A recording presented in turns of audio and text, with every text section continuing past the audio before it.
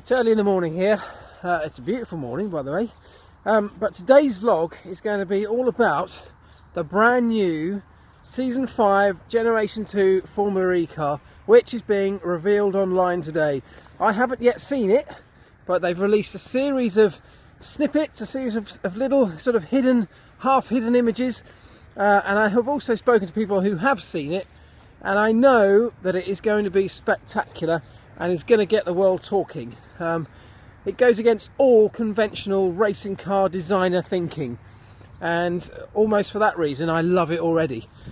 So I'm going to get the dog walk out of the way, go home and wait for the images, the full images and the video to be revealed, and then we'll talk about it. Hurry up, Formula E. Oh, come on, Formula E.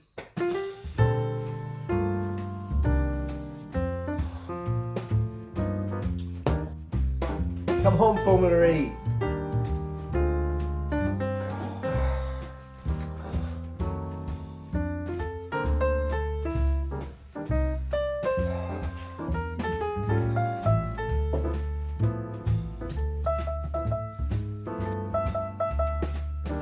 McLaren allows Fernando Alonso to compete in the 2018 Le Mans and WEC series. Interesting. Still not a Formula E car though.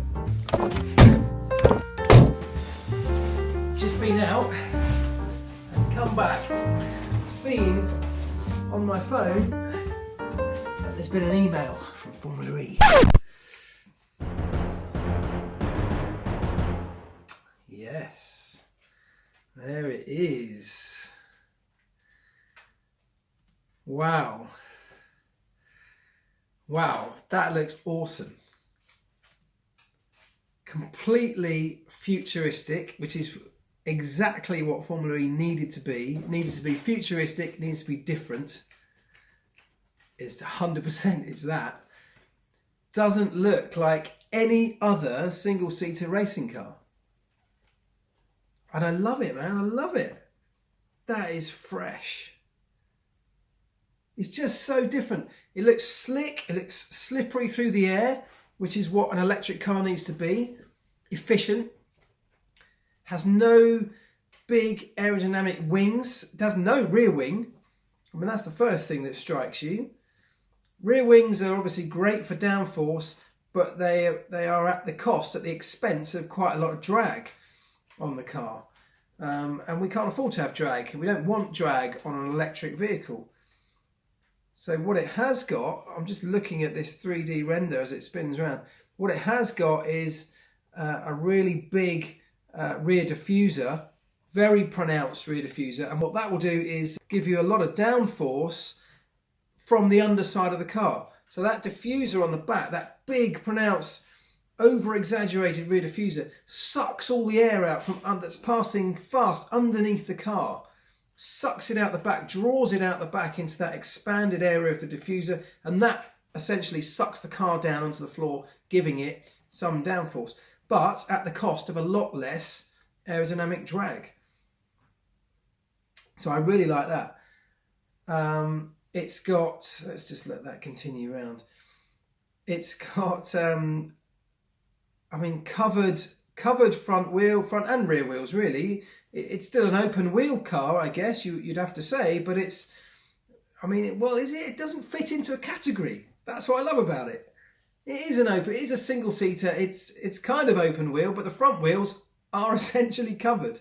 They've got a fender over them. They had a kind of half fender on the existing car. It now looks like a much more pronounced, more covered fender on the front wheels. The rear wheels are sort of partially covered by this kind of winglet that protrudes from the rear bodywork. I really like the styling of this. It looks well thought about. You know, the aerodynamics have been thought about. The previous car, the existing car, is essentially a standard, fairly typical single-seater racing car chassis and shape. And then they fitted into it as an afterthought's the wrong word, but the original car was produced under some time constraints. So they took a standard single-seater car and put in the electric drivetrain, the battery, in place of the engine and the gearbox that you would find in a more regular car. This one has been purpose-built, designed specifically for Formula E. They've thrown away the rule book. They got a blank sheet of paper and started from scratch, and that is what I love. This had to be different, and it had to be revolutionary, and it had to break away from the norm. Do you know one of the things that stands out most for me about this car, in fact it doesn't stand out, and that's the point, the halo. The halo on this car is not the biggest talking point, not by a million miles. It's integrated into the chassis much better. It's got a digital display, an LED display integrated into the halo itself, which I can imagine will be used to show things like the usable energy left in the battery as a driver is out in the race, which is a great way of displaying that information for fans. So not only is it integrated into the design of the car better perhaps than we've seen on other types of racing car, but they found a good use for it as well in that. And because the rest of the styling of this car is so dramatic and so dynamic, you barely notice the halo. I really like it. Really like it. There's going to be one of the things. There's more bodywork. Certainly more bodywork at kind of ground level, if you like. So with the inevitable clashing and banging wheels that we get in a Formula E race, you are going to get bodywork scattered across the track by the end of a race. But that, you know, who cares? That's why we love Formula E. This is a futuristic car for a futuristic championship, and one, you know, I did a video yesterday about where we're going to get the next generation of younger fans coming into motor racing. This is how you do it. This is how you do it. What you saw today was genuinely my first reaction. That was the first time I'd seen it when it popped up on my computer screen, but I love everything about it. I love the fact that it's futuristic. I love the fact that it is designed specifically for Formula E. So, you know, aesthetically it's perfect. Technically as well, perfect. It's got the battery now, you know, as part of the design process. So it's now designed as part of the chassis, built in, as opposed to something that just got dumped in the place of the traditional engine from a traditional racing car. Aerodynamically, it's slick, it's efficient. It does, you know, everything that it needs to do and nothing more than that in terms of its aerodynamics. I just think it's just exactly what we needed, and I'm really pleased. But what I really want to know, of course, is what you think.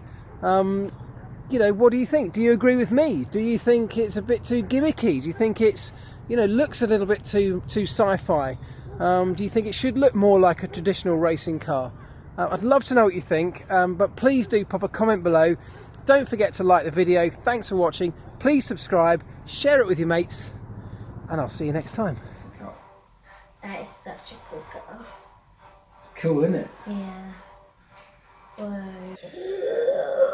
Do you like it? I love it. It's cool, isn't it? How fast can it go?